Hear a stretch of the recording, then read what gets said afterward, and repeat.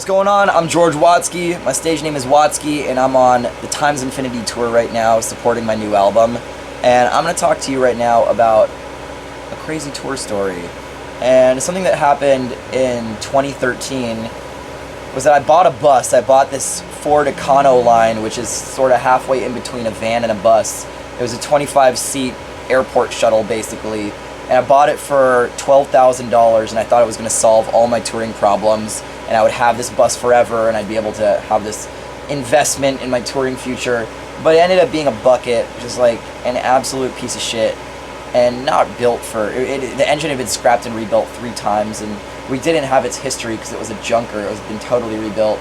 And when we got to Toronto, the transmission blew out, and we'd already taken it most of the way around the country, but the bus died in Canada, and it sucks when you die in a foreign country because there's a million more problems to deal with.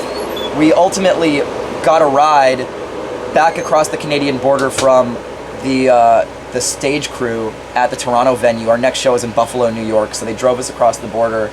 But the bus took a week to fix, and our bus driver stayed in Toronto with the bus, and we needed to get our gear around. So after they dropped us off in pickup trucks at Buffalo, we were stranded.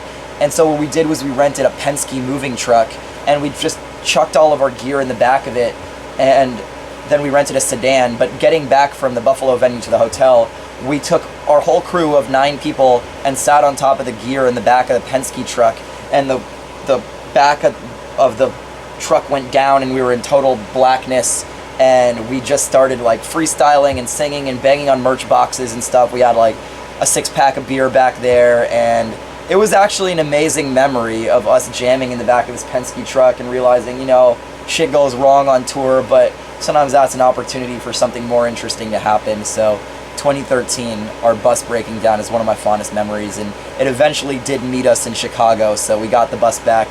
It blew another transmission out in San Francisco 3 weeks later, but I sold it. I lost $8,000 on the transaction. I only sold it for $4 grand, and I would never buy another bus again, but I don't regret the memory.